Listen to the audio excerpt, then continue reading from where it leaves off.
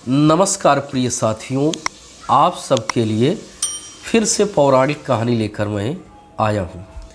इस कहानी में रावण और सूर्यवंश के वैर का कारण बताऊंगा तथा यह भी बताऊंगा कि श्री राम की माँ कौशल्या का अपहरण रावण ने क्यों किया। पूरी कहानी जानने के लिए वीडियो को अंत तक अवश्य देखें। जब देवता रावण के आतंक से दुखी हो गए तब पृथ्वी को साथ में लेकर ब्रह्मा जी के पास पहुँचे। ब्रह्मा जी भी पृथ्वी के साथ सभी देवताओं को लेकर के विष्णु भगवान के पास गए और रावण के आतंक के विषय में बताया। सब सुनने के बाद विष्णु भगवान ने कहा कि रावण का अंत करने के लिए मैं पृथ्वी पर सूर्यवंश में प्रकट होऊंगा, अतः आप सब निश्चिंत रहें और समय की प्रतीक्षा करें। देवता लोग जय जयकार करते हुए अपने अपने स्थान पर चले गए।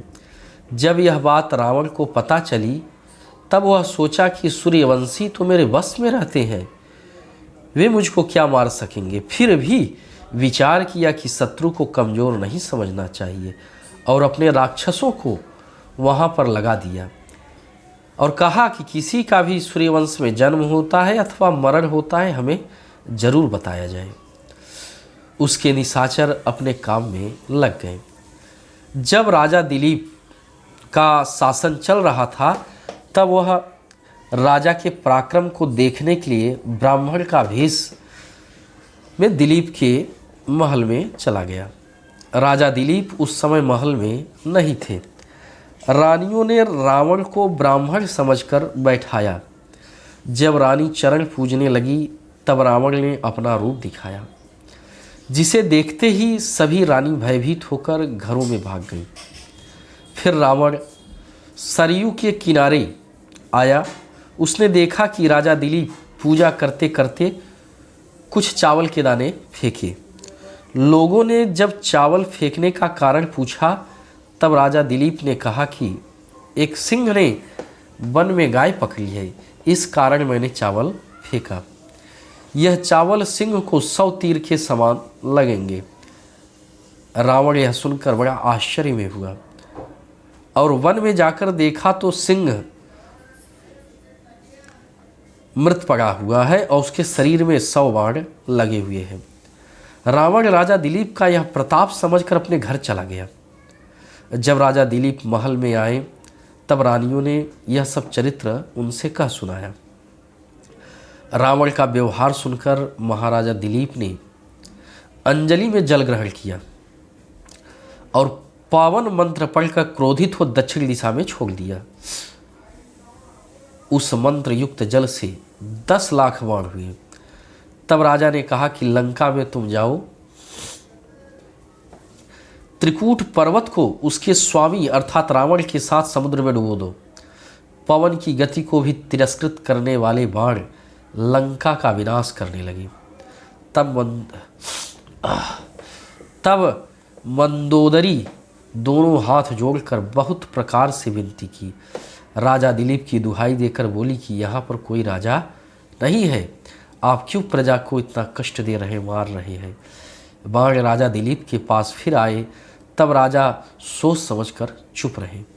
इस प्रकार जब बहुत समय व्यतीत हो गया तब राजा रघु अयोध्या के राजा हुए।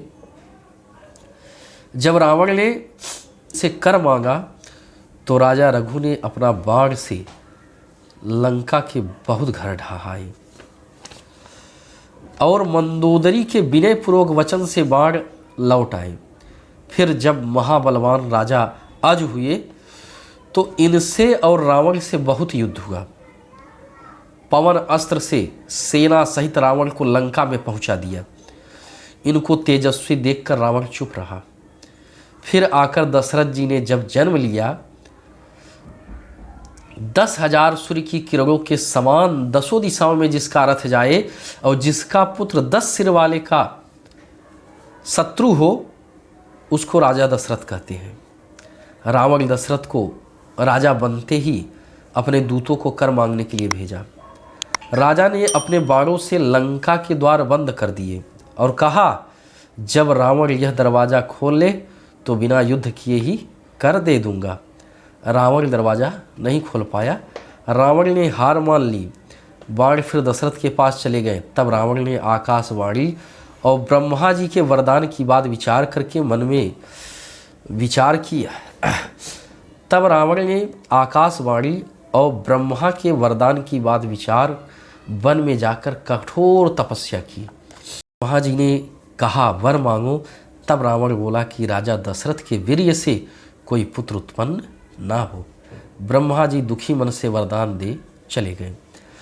रावण को पता था कि कौशलपुर की राजकुमारी कौशल्या के गर्भ से मुझे मारने वाला प्रकट होगा, तो उसने कौशलपुरी में जाकर कौशल्या को चुरा लिया तथा पिटारी में भरकर समुद्र में राघव मच्छ को सौंप दी। ब्रह्मा चतुराई दिखाते हुए रावण का रूप धरकर वह पुत्री मांग लाए और वन में रख दिया। ब्रह्मा जी उस पिटारी सहित बच्ची को जंगल में रखकर चले गए। वहाँ पर सुमंत ने आकर पिटारी देखा। पिटारी को खोला तो उसमें कन्या निकली। तो कन्या से कोमल वाणी में बोले, तुम किसकी कन्या हो? तब कौशल्या ने कहा कि मैं कौशल राजा की कन्या हूँ। यह नहीं जानती कि मैं यहाँ कैसे आ गई या किसने लाया। यह सुनकर सुमंत बड़े प्रसन्न हुए। फिर कन्या को कौशलपुर ले आए, जहाँ राजा के यहाँ रोदन हो रहा था। राजा को जाकर पिटारी युक्त कन्या दी और जिस प्रकार मिली सब कहा। राजा ने सुमंत से कहा, हे तात तुम कौन हो? तब सुमंत बोले, हे प्रभु सुनिए, एक अयोध्यापुरी के दशरथ नामक बड़े धर्मात्मा और सब गुणों के धाम राजा हैं। हे राजन, मैं उनका मंत्री हूँ। यह बात सुनकर कौशल्या के पिता ने कहा कि हम अपनी कन्या का तुम्हारे राजा के साथ विवाह कर देंगे। तुरंत ही नेगी और ब्राह्मण को भेज दिया। उन्होंने राजा के यहाँ जाकर टीका किया था। राजा की बड़ी बारात चली और धूमधाम से विवाह हुआ।